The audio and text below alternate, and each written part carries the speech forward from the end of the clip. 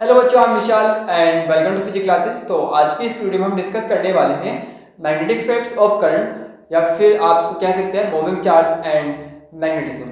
तो ये क्लियर है, हम इस लेक्चर में फोकस रहेंगे moving charge and magnetic effects के बीच में रिलेशन पर। ओके, तो इससे पहले हमने एक वीडियो को कवर किया था जिसमें हमने पढ़ा था प्रॉपर्टीज ऑफ चार्ज, तो आप उसको जाके देख सकते हैं। तो वहां से आपके जो काफी सारे कॉन्सेप्ट हैं श्योर वो क्लियर हो जाएंगे। ओके, तो वहां पर हमने पढ़ा था अगर कोई चार्ज रेस्ट पर है, कैसा है, रेस्ट पर, तो उसके सराउंडिंग केवल और केवल क्या होता है, इलेक्ट्रिक फील्ड। ओके, जिसको हम क्या बोलते हैं, इलेक्ट्रोस्टैटिक्स। दूसरा होता है अगर कोई चार्ज मूव करे, क्या करे, मूव करे, तो उसके सराउंडिंग दो फील्ड होते हैं जिसे हम क्या बोलते हैं, electric field and magnetic field. तो इससे पहले हम इलेक्ट्रिक फील्ड पर डिस्कस कर चुके हैं, तो इस लेक्चर में हम केवल डिस्कस करने वाले हैं और फोकस रहने वाले किस पर, मैग्नेटिक इफेक्ट्स या फिर मैग्नेटिक फील्ड पर। तो जो लेक्चर है केवल इंट्रोडक्शन है इस चैप्टर का, एंड होप ये आपके लिए काफी यूजफुल रहे। तो सबसे पहले जो ये एक्सपेरिमेंट था, जो हमने आपको ये बताया कि कोई चार्ज मूव करता है तो उसके सराउंडिंग क्या होता है, मैग्नेटिक फील्ड आ जाता है। तो ये सबसे पहले एक्सप्लेन किया था किसने, सर ऑस्टिड ने, इन 1820 मतलब 1820 में। तो इसका मतलब ये नहीं कि इससे पहले 1820 से पहले हमें मैग्नेट के बारे में पता नहीं था, ऐसा कुछ नहीं है। इससे पहले जो हमारे नेविगेटर थे, जो आपका जो समुद्र की यात्रा करते थे, वे कंपास का यूज करते थे किसके लिए, डायरेक्शन के लिए। ओके, तो डायरेक्शन जो थी वो किसकी हेल्प से मिलती थी हमें, वो मिलती थी मैग्नेटिक फील्ड की वजह से, क्योंकि जिस साइड मैग्नेटिक फील्ड होता था वो जो आपका नीडल है वो उस साइड क्या होती थी, डिफ्लेक्ट होती थी, जिससे पता लगता था कि इस साइड नॉर्थ है, इस साइड ईस्ट है, या फिर इस साइड वेस्ट है। ओके, मतलब हमें हेल्प करते थे किसके लिए, डायरेक्शन को दिखाने के लिए। तो सबसे पहले हम बात करते हैं जो सर ऑस्टिड का एक्सपेरिमेंट था उसके बारे में। तो यहाँ पे देखिए, सर ऑस्टिड। तो सबसे पहले सर ऑस्टिड का एक्सपेरिमेंट यहाँ समझ लेते हैं। यहाँ पे देखिए, सपोज कीजिए एक कंडक्टर है, हमने मान लिया, और ये हमने एक बैटरी से कनेक्ट कर दिया। अभी मान लीजिए की है, ओके, ये क्या की, तो ये बैटरी है, इसमें करंट ऐसे फ्लो होना चाहिए, बट अभी करंट फ्लो नहीं होगा। क्यों नहीं होगा, देखो जो हमने की है, इस की को अभी ऑफ नहीं किया, मतलब बंद नहीं किया। अगर हम यहाँ पे कंपास रखते हैं, क्या रखते हैं, कंपास, तो अभी इसमें कोई डिफ्लेक्शन नहीं आएगा। डिफ्लेक्शन क्यों नहीं आएगा, बिकॉज अभी इसके अंदर करंट फ्लो नहीं हो रहा। जैसे हमने इसको क्या करा, मिला दिया, मतलब बंद कर दिया, तो उस केस में क्या होगा, एक करंट फ्लो होगी किसके अंदर, कंडक्टर के अंदर। जैसे ही कंडक्टर के अंदर करंट फ्लो होगी, तो जो आपका कंपास है उसके नीडल में क्या होगा, डिफ्लेक्शन आएगा। तो डिफ्लेक्शन जो आप देखिए, करंट की डायरेक्शन क्या है, इस तरह से आप कहते हैं क्लॉकवाइज, तो जो नीडल है वो क्या हो गया, वो भी क्लॉकवाइज डिफ्लेक्ट हो गई। ओके, अगर हम उल्टा करके देखें इसको, मतलब डायरेक्शन चेंज करें, तो यहाँ पे देखिए, ये आपका कंडक्टर है जो किससे कनेक्ट है, बैटरी से। तो सपोज करें नेगेटिव टर्मिनल और ये पॉजिटिव। ओके, करंट का फ्लो क्या होगा, इस साइड होगा। ये क्या आपका, मान लीजिए ये नॉर्मल केस में क्या है, अभी यहाँ पे देखिए, ये आपका की है, हमने भी इसको ऑफ नहीं किया, मतलब बंद नहीं किया, तो करंट फ्लो नहीं होगा अभी। जैसे ही आप इसको ऑफ कर दोगे तो यहाँ पे क्या होगा, एक करंट फ्लो होती है, क्या होती है, करंट फ्लो। तो उस करंट का डायरेक्शन क्या होगा, प्लस से माइनस की ओर। तो इस केस में जो आपका नीडल है वो किस तरफ डिफ्लेक्ट होगी, इस साइड डिफ्लेक्ट होगी। ओके, अगर एंटी क्लॉकवाइज है तो ये भी क्या होगा, एंटी क्लॉकवाइज। ठीक है, तो ये एक्सपेरिमेंट किसका था, सर ऑस्टिड का। तो केवल इन्होंने ऑब्जर्व किया, बाकी कुछ नहीं। ओके, इसको एक्सपेरिमेंटली जो शो था वो किया था आपका बायो एंड सेवार्ट, दो साइंटिस्ट थे जिन्होंने इसको प्रूफ किया था, न्यूमेरिकल इसकी वैल्यू दी थी, और एक था आपका एम्पियर लॉ। ओके, जिसको आप जानते हैं किससे, एम्पियर लॉ के नाम से। तो यहाँ पे देखिए, तो यहाँ पर इन भाई साहब ने क्या किया, ऑब्जर्व किया था खाली। सो ऑब्जर्विंग, क्या ऑब्जर्विंग किया, डिफ्लेक्शन। डिफ्लेक्शन किसमें, ऑफ कंपास नीडल, मतलब कंपास के नीडल में। क्या किया कि जब कंपास को हम पास में ले जाते किसके, किसी कंडक्टर के, जिसमें अंदर क्या हो रहा है, करंट फ्लो हो रहा था। यहाँ पे देखें, कब होता है आपका deflection, when it is broad मतलब उसको पास में ले जाते हैं, near a conductor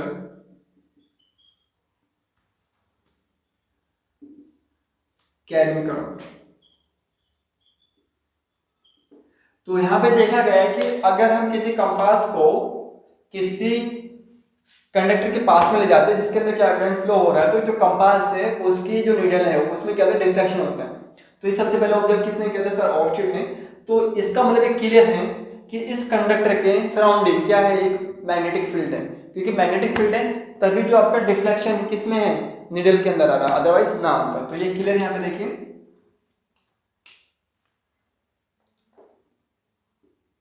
it is clear that a current carrying conductor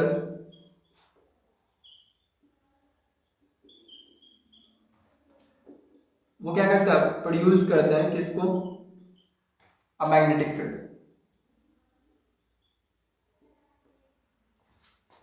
okay, अब इसको सबसे पहले मतलब ये तो खाली ऑब्जर्व किया था, जो एक्सपेरिमेंटली शो किया था वो किसने किया था, बायो-सेवर्ट एंड एम्पियर। तो यहां पे देखिए,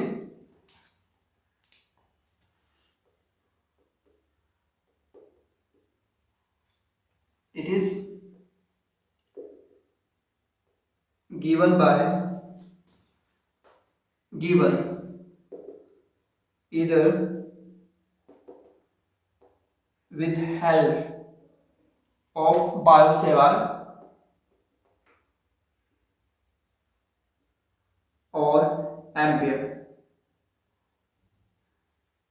तो हम इसको इन दो लॉ में से किसी एक लॉ की हेल्प से प्रूफ कर सकते हैं, और हम इसको डिनोट करते हैं किससे, बी से। ओके, तो इस चीज का ध्यान रखना कि जो मैग्नेटिक फील्ड है, जो मैग्नेटिक फील्ड है उसको कैसे लिखते हैं, बी से। ओके, तो ये तो था क्या, सर ऑस्टिन का एक्सपेरिमेंट। अब इसके बारे में जो मैग्नेटिक फील्ड है, जो उसकी डायरेक्शन है, उसके बारे में हम थोड़ा सा डिस्कस कर लेते हैं। तो यहाँ पे देखिए,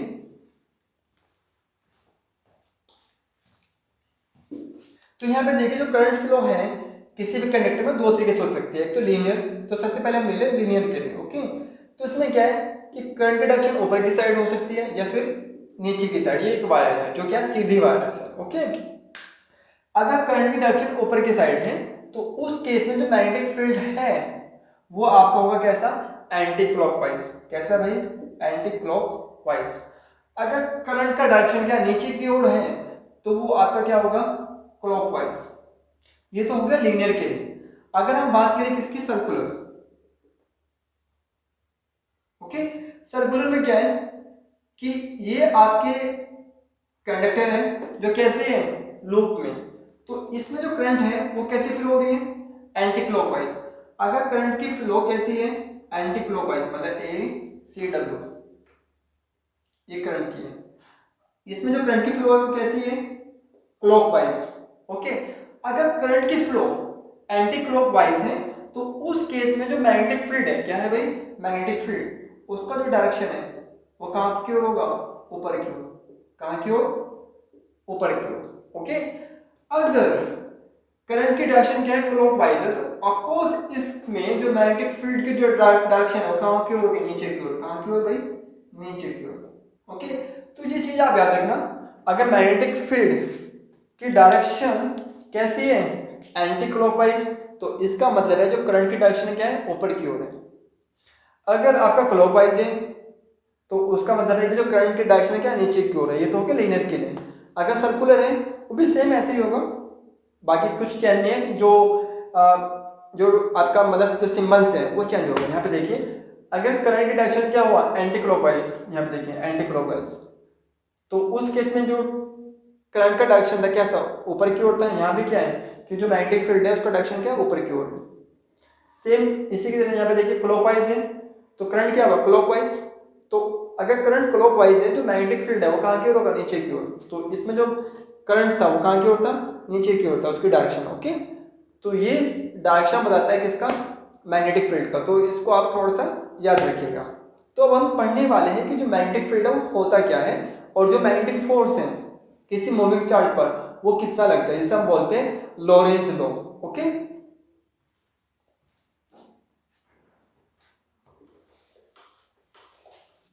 तो यहाँ पे देखिए अब हम पढ़ने वाले किसको, मैग्नेटिक फील्ड को, कि मैग्नेटिक फील्ड होता क्या है। एक्चुअली मैग्नेटिक फील्ड जो है वो इलेक्ट्रिक फील्ड की तरह से ही है।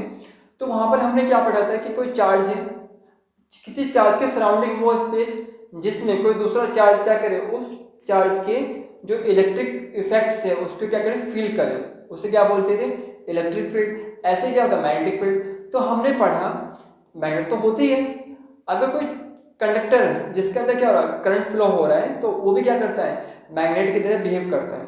ओके, तो कोई कंडक्टर हो जिसके अंदर करंट फ्लो हो रहा है या फिर कोई मैग्नेट है, तो कंडक्टर या मैग्नेट के सराउंडिंग मतलब वो स्पेस जिसके अंदर कोई दूसरी मैग्नेट या कंडक्टर क्या करे, उसके मैग्नेटिक फील्ड को क्या करे, फील करे, उसे क्या बोलते हैं, मैग्नेटिक फील्ड। ओके, तो यहाँ पे देखिए it is a space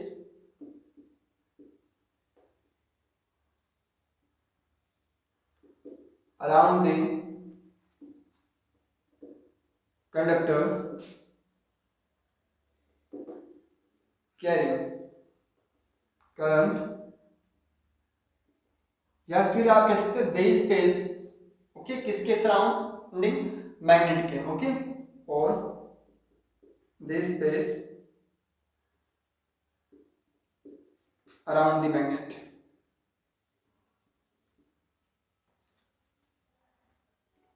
in which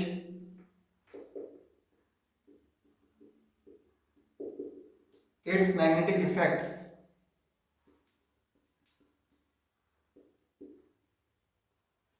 can fetch, जिसके जो मैग्नेटिक इफेक्ट्स है उसको फील किया जा सके। और मैग्नेटिक फील्ड को हम डिनोट करते हैं किससे, बी से। अब इसको जैसे हमने पढ़ा था जो चार्ज अगर मूव करें तो उसके सराउंडिंग क्या होता है, एक मैग्नेटिक फील्ड होता है, तो इसको हम देते हैं किससे, बायो-सेवर्ट या एम्पियर लॉ से। ओके, यहाँ पर एक लॉ और है जिसे क्या बोलते हैं, लॉरेंज लॉ, तो काफी इंपॉर्टेंट है, इसको आप याद रखिएगा। तो यहाँ पे देखिए लॉरेंज,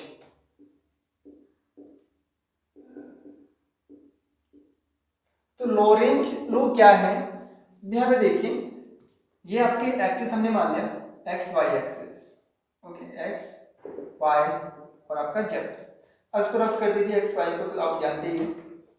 अब सपोज कीजिए आपके पास एक चार्ज है, क्या है, चार्ज, एक क्यू चार्ज है जिसकी अपनी एक वेलोसिटी है, हमने मान लिया कि इसकी वेलोसिटी क्या है, v है।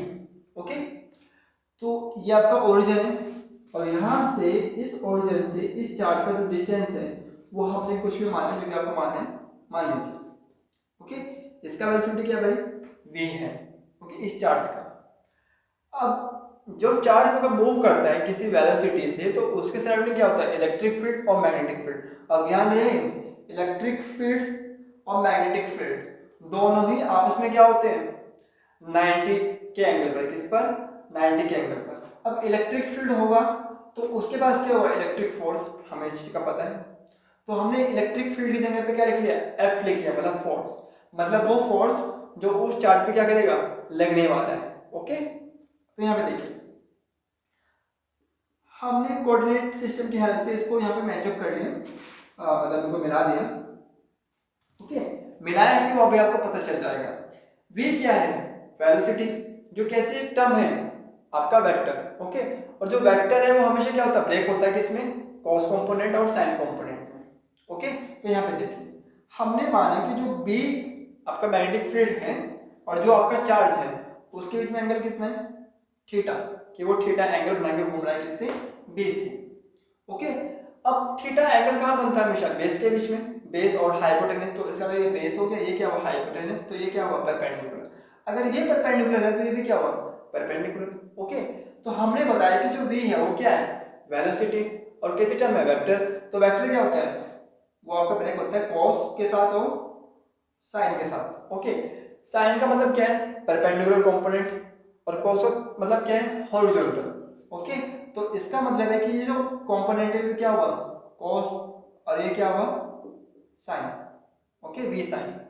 अगर इन सब का रिजल्टेंट निकाले तो क्या निकलेगा, वी निकलेगा। ओके, तो यहाँ पे देखिए, तो हमने क्या किया, लेट अस कंसीडर तो हमने कंसीडर कर लिया, let us consider a charge Q जिसकी जो velocity having velocity v, okay, इन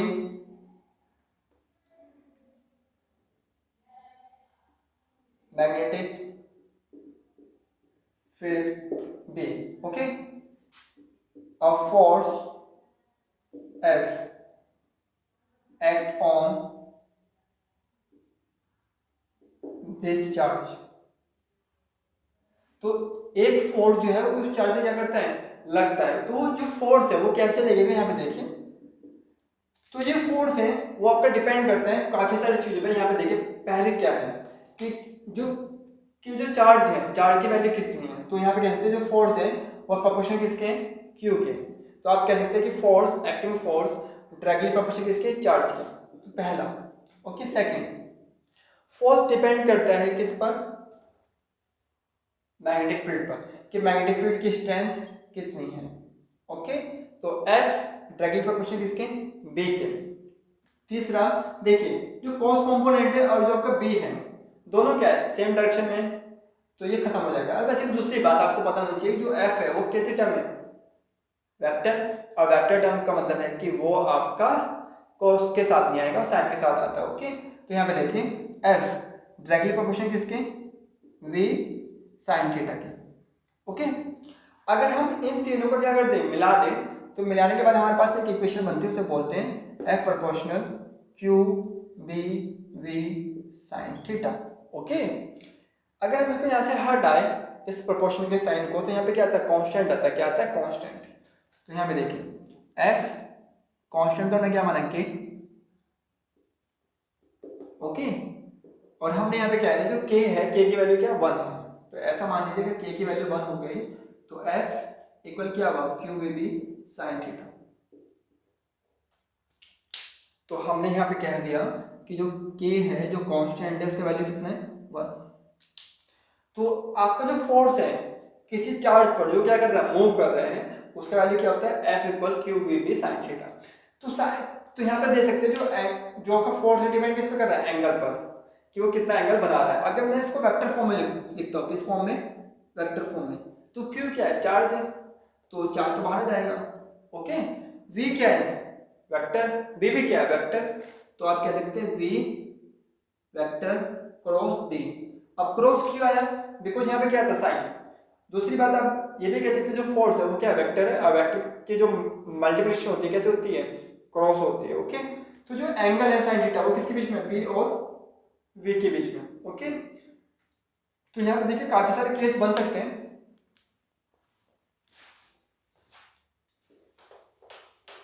तो यहाँ पे देखिए अगर हमारा जो एंगल है वो, ये कुछ केसेस है इसके, अगर एंगल कितना हो जाए 90, क्योंकि साइन में जो 90 है, साइन 90 की वैल्यू क्या होती है, मैक्सिमम होती है 1। तो जो फोर्स है वो भी क्या होगा, मैक्सिमम होगा, ओके।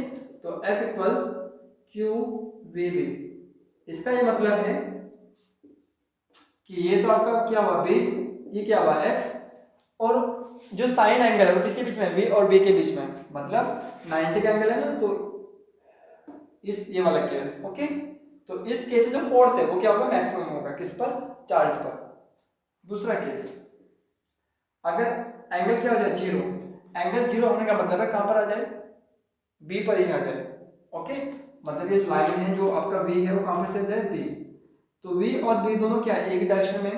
तो उस केस में जो फोर्स है वो क्या होगा, 0, बिकॉज साइन 0 की वैल्यू क्या होती है, 0 होती है। क्या होती है, साइन 0 की वैल्यू क्या होती है, 0।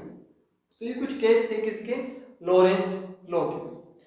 अब यहाँ पर हमारा एक छोटा सा काफी इंपॉर्टेंट है, यूनिट ऑफ B, क्योंकि B जो है हमारे लिए क्या नया है, तो हमें इसका क्या निकालना पड़ेगा, यूनिट निकालना पड़ेगा, ओके। वैसे तो B की काफी सारे यूनिट है, जब आप आगे पढ़ोगे तो आपको पता चलता रहेगा। तो अभी तो हम खाली किसकी हेल्प से निकालेंगे, लॉरेंज जो हमने इक्वेशन निकाली है उसकी हेल्प से। अगर हमें जिसका भी यूनिट निकालना हो, जैसे B का निकालना है, किसका निकालना, B का, तो B ये रहा इस इक्वेशन में। तो इस इक्वेशन को आप देखने की कोशिश करो, B की मतलब B को सेपरेट कीजिए, क्या कीजिए, सेपरेट। तो यहाँ पे देखिए, तो B इक्वल क्या आ जाएगा, F equal Q V sine, okay. अब आपको क्या लिखना है, यूनिट लिखना है। क्या लिखना है, यूनिट। तो यूनिट क्या होगा यहाँ पे देखिए, फोर्स का यूनिट क्या होते हैं, न्यूटन। ओके, चार्ज का क्या होता है, कूलम्ब। अब वेलोसिटी का मीटर पर सेकेंड। ओके, मीटर पर सेकेंड, ये आपको शायद याद होगा। अब यहाँ पे देखिए कूलम्ब और सेकेंड। ओके, कूलम्ब और सेकेंड क्या बन जाता है आपका, एम्पियर। तो ये क्या हुआ, एम्पियर मीटर, याद रहेगा। तो न्यूटन पर एम्पियर मीटर। तो ये एक इसका क्या यूनिट है, किसका, बी का। अब हम निकाल लेते हैं क्या, डायमेंशन। ओके, तो न्यूटन का डायमेंशन क्या होता है भाई, mL/2। एम्पियर का डायमेंशन ए, और आपका मीटर का डायमेंशन एल। ओके, अगर आप इसको सोल्व करते हैं तो एल से एल कैंसिल, ए कहाँ जाएगा, ऊपर। तो ये आपकी इक्वेशन बन जाएगी ये टी है, t-2, और ए कहाँ जाएगा, ये भी ऊपर जाएगा। नीचे क्या में था, ए की पावर क्या में थी, प्लस में, ऊपर क्या में जाएगी, माइनस में। ओके, तो ये क्या डायमेंशन है किसकी, बी की। तो हो आपको ये जो वीडियो है काफ़ी हेल्पफुल होगी। ओके, तो आज की वीडियो में इतना ही, एंड जो नेक्स्ट वीडियो है आपकी उसमें हम कवर करेंगे किसको, बायो सेवार्ट लॉ को। ओके, तो आप उसको देखना ना भूलिए। तो आज के लिए इतना ही, and have a good day and good luck for your preparation.